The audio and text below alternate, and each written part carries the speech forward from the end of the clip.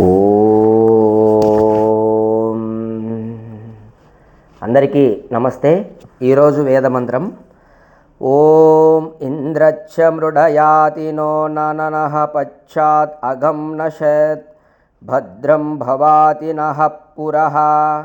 ఋగ్వేద మంత్రం. భావార్థము: సోదర మానవులారా, చూడండి, పరమాత్మ మన అందరం కూడా జీవులందరూ కూడా భగవంతునికి సోదరులు, అంటే తమ్ముళ్ళ లాంటి వాళ్ళు అన్నమాట. భగవంతునికి మనం అంత దగ్గర. సోదర మానవులారా, ఇంద్రుడు అంటే భగవంతుడు మనకు సుఖమునే కలిగించును. భగవంతుడు మనకు ఎల్లప్పుడూ సుఖమునే ఇస్తుంటాడు. అయినను మనము అప్పుడప్పుడు దుఃఖములను ఎదుర్కొనవలసి వచ్చుచున్నది. కారణమేమి? మనము మన వెంట పాపములను తెచ్చుకొనుచున్నాము. పాపములకు ఫలము దుఃఖము అనుభవించక తప్పదు. చూడండి, భగవంతుడేమో ఎల్లప్పుడూ మనకు సుఖాలు ఇస్తున్నాడు, అయినా మనలో కొంతమంది దుఃఖాలు అనుభవిస్తున్నారు. దీనికి కారణం ఏంటంటే మనము పాపములను తెచ్చుకుంటున్నాం, కోరి చేస్తున్నాం, చేసి ఆ యొక్క ఫలితాన్ని దుఃఖములను అనుభవిస్తున్నాం. పాపములకు ఫలము దుఃఖము అనుభవించక తప్పదు. ఎవరైనా సరే, ఎంతటి రాజైనా సరే, ఎంతటి అధికారైనా, ఎంత జ్ఞానైనా పాపం చేస్తే దాని ఫలితము దుఃఖం అనుభవించక తప్పదు. అది అనివార్య నియమము. సామాన్యంగా మనము పాపములు వనర్చి అవి నశించునని తలంతుము. చూడండి, లోకంలో అందరూ కూడా ఇదే భావనలో ఉన్నారు. చాలామంది ఏం చేస్తున్నారు? పాపాలు చేసి మళ్ళీ అవి పోతాయని భావనలో ఉన్నారు. ఎక్కడికి?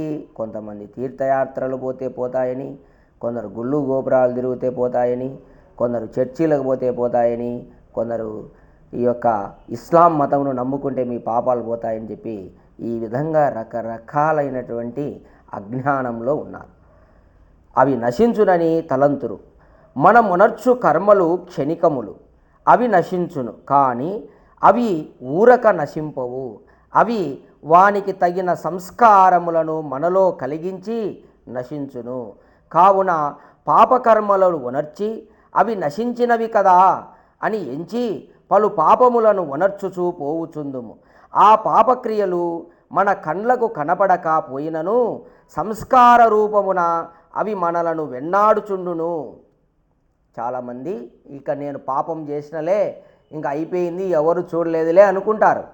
కానీ ఆ పాప కర్మ అనేది ఆ యొక్క సంస్కార రూపకంగా లోపల అట్లే ఉంటుంది.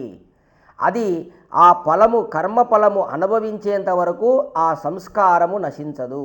అంటే ఏదైనా సరే నువ్వు పాపకర్మలు చేసిన తర్వాత అవి ఆ కర్మలేమో అయిపోతాయి. ఇప్పుడు ఉదాహరణకు ఒకడు ఉంటాడు, అతను ఏదైనా దొంగతనం చేసింటాడు, ఎవరు చూడలే, అయిపోయి ఉంటుంది, ఎవరు చూడలేదు కదా.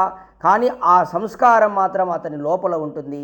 దాని యొక్క ఆ దొంగతనము ఫలితము అతను అనుభవించుకోకుండా ఆ సంస్కారం అనేది నశించదు అని స్పష్టంగా ఇక్కడ చెప్పబడతా ఉంది. చూడండి, ఈ విధంగా పాపములు ఉండొచ్చు పోవుచుందాం. ఆ పాపక్రియలు మనకు కళ్ళకు కనపడక పోయినను సంస్కార రూపమున అవి మనలను వెన్నాడుచుండును. వాని ఫలములను దుఃఖ రూపమున మనము అనుభవించనంత వరకు మనలను విడిచిపెట్టవు. అవి ఒకనాడు మన ఎదుటికి వాని ఫలమును దుఃఖమును అనుభవింపచేయక మానవని గుర్తింపవలయను. ఖచ్చితంగా ఏదైనా సరే నువ్వు పాపం చేసిన తర్వాత అనుభవించకపోదు అని ఇక్కడ స్పష్టంగా ఈ వేదమంత్రము చెప్తున్నది. అట్లనే పుణ్యకర్మలను మనకు కనపడకపోయినా మనలను వెన్నాడుచుండును. అవియు ఒకనాడు వాని ఫలములను సుఖరూపమున వసంగుచుండును. అట్లే లోకంలో పుణ్యకర్మలు చేసేవాళ్ళు కూడా చాలామంది ఉన్నారు. అయితే వారు కూడా కొంతమంది మేము పుణ్యకర్మలు చేస్తున్నాం కదా, వీటి ఫలితం మేము అనుభవిస్తామో లేదో అనే ఒక సందేహంలో ఉంటారు, అనుమానంగా. ఇది ఇక్కడ ఈ మంత్రం ఏం చెప్తుందంటే, నువ్వు పుణ్యకర్మలు చేసినా కానీ సంస్కార రూపంగా ఉంటాయి, ఖచ్చితంగా నువ్వు అనుభవిస్తావు ఆ పుణ్యఫలాన్ని అని కూడా స్పష్టం చేస్తున్నది. మనము ఎంతటి మూర్ఖులమో చెప్పనలవి కాదు. కర్మ వ్యవస్థను గుర్తింపక మనము ఎల్లప్పుడూ సుఖములను అనుభవింపకూడదుము. చూడండి, మనము ఎంత మూర్ఖులు అని చెప్పి ఇక్కడ ఈ వేదమంత్రం చెప్తుంది. మానవుడు మహామూర్ఖుడు. ఎందుకంటే కర్మ వ్యవస్థను మనం గుర్తించలేదంటున్నాడు. గుర్తించక ఎల్లప్పుడూ సుఖములను అనుభవింపకూడదుము. అరే, ఊరికనే సుఖాలు ఎట్లా వస్తాయి? లోకమంతా ప్రతి మానవుడు సుఖం కావాలి. ఎట్లా వస్తుంది? కర్మ చేస్తే కదా నీకు సుఖం వస్తుంది.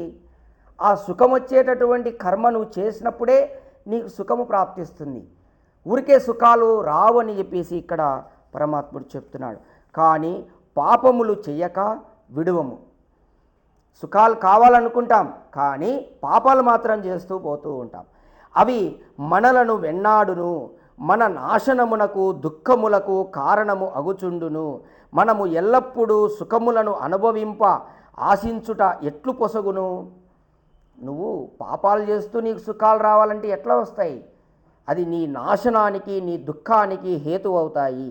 కావున సోదరులారా, రండి, మనం ఇకనైనా పాపము ఒకంతయు చేయకుండుటకు ప్రతిజ్ఞ చేయుదుము. పుణ్యము వనర్పకుండాను పాపము వంకనైనా చూడక ఉండనేర్చిన భగవంతుని దయ వలన పుణ్యమార్గమున నడుచుకొని పుణ్యములను వనర్చి ఎల్లప్పుడూ సుఖముగా ఉండగలుగుదుము. చూడండి, ఇక్కడ ఈ మంత్రంలో మనం ఏం చెప్పబడుతుందంటే, నువ్వు పుణ్యము చేయకపోయినా పర్వాలేదు, కానీ పాపములు చెయ్యను అని ప్రతిజ్ఞ చెయ్యి అని చెప్పి ఈ మంత్రం చెప్తా ఉంది. అలా ప్రతిజ్ఞ చేసినప్పుడు నువ్వు అలా పాపములు చేయకుండా జీవించుట వలన భగవంతుని దయ వల్ల నీవు పుణ్యకార్యములు చేసే శక్తి వస్తుంది. ఎప్పుడైతే నువ్వు పాపకార్యాలకు దూరంగా ఉంటావో ఈశ్వరుని యొక్క దయ కలుగుతుంది. అందుకే నేను చెప్పేది, మాంసము తినకండి, మాంసానికి మీరు కొయ్యకండి, చేయకండి అని చెప్పి ప్రతిసారి మేము చెప్తూ ఉన్నాం. మాంసము మహాపాపం అండి, అన్నిటికంటే మహాపాపం అది. మాంసము అంటే జీవహింస చేయడం. కాబట్టి మాంసాహారులు అందరూ కూడా ఈ పాపాలు చేయకండి, ప్రతిజ్ఞలు చేయండి. చేసినప్పుడు భగవంతుని యొక్క దయ కలుగుతుంది. కావున ఈ విధంగా దయ కలిగి పుణ్యములు వనర్చి ఎల్లప్పుడూ సుఖముగా ఉండగలుగుదుము. భగవంతుడు మనకు సర్వ సుఖములను వసంగి కాపాడును. ఎవరైతే పాపకార్యములకు దూరంగా ఉంటారో వారికి భగవంతుడు సర్వ సుఖాలను వసంగి కాపాడతాడని కూడా ఈ మంత్రంలో మనకు పరమాత్ముడు స్పష్టంగా చెప్తున్నాడు, హామీ ఇస్తున్నాడు. అలాగే సుఖపడుటకు వేరొక మార్గమే లేదు. నీవు సుఖపడాలంటే ఇంకొక మార్గం లేదు. నువ్వు పుణ్యకర్మలు చేయాల్సిందే, పాపకర్మలకు దూరంగా ఉండాల్సిందే, ఇంకొక మార్గమే లేదు. కావున సుఖాలు కావాలనుకున్నటువంటి వారు పుణ్యకర్మలను చేయండి, యజ్ఞయాగాదులను చేయండి, నిస్వార్థంగా చేయండి, దాన ధర్మాలను చేయండి. ఇలా పుణ్యకర్మలు అనేకము వేదంలో ఉన్నాయి. అటువంటి కర్మలన్నీ కూడా పుణ్యకర్మలను తెలుసుకొని మనము పుణ్యకర్మలను చేస్తూ ఉంటే పరమాత్మ మనకు సర్వ సుఖములను సంగి కాపాడుతాడు. ఇంకా వేరే రకంగా నీకు సుఖము అనేది రాదు. కావున నువ్వు కర్మ చేస్తేనే నీకు సుఖం వస్తుంది తప్ప కర్మ చేయకుండా సుఖం అనేది రాదనే విషయంగా ఈ మంత్రములో పరమాత్ముడు స్పష్టం చేస్తున్నాడు. ఆ కర్మ కూడా ఎటువంటి కర్మ? పాపి కర్మ కావద్దు, పుణ్యకర్మ అయి ఉండాలి. కావున పాపకర్మలు చేసేవారి యందు భగవంతుని యొక్క దయ ఉండదు. వారు ఖచ్చితంగా ఆ పాపకర్మల యొక్క ఫలితం దుఃఖమును అనుభవించవలసిందే. ఇందులో కొంచెం కూడా అనుమానం లేదు. కావున పాపకర్మలు చేసి మీరు ఈ చర్చిలకు రండి, లేదు అక్కడికి రండి, ఇక్కడికి రండి, ఈ నూనె పూసుకోండి, ఇలాంటివి చెప్పి ప్రజలను మోసం చేస్తున్నారు. ఆ కర్మల ఫలితం తప్పక అనుభవించవలసిందే ఎవరైనా సరే. కాబట్టి దయచేసి ఇక్కడ పరమాత్ముడు చెప్పేది ఏంటంటే, మానవులారా మీరు పాపకర్మలకు దూరంగా ఉండండి అని ఒక ప్రతిజ్ఞ చేయండి. పుణ్యం చేయకపోయినా పర్లేదు, ముందు పాపకర్మలకు దూరంగా ఉండండి అని పరమాత్ముడు స్పష్టంగా చెప్తున్నాడు. కావున అందరూ కూడా ఈ పాపకర్మలకు దూరంగా ఉండి పుణ్యకర్మలు చేసి సర్వ సుఖాలు పొందాలని కోరుకుంటూ ఓం తత్ సత్.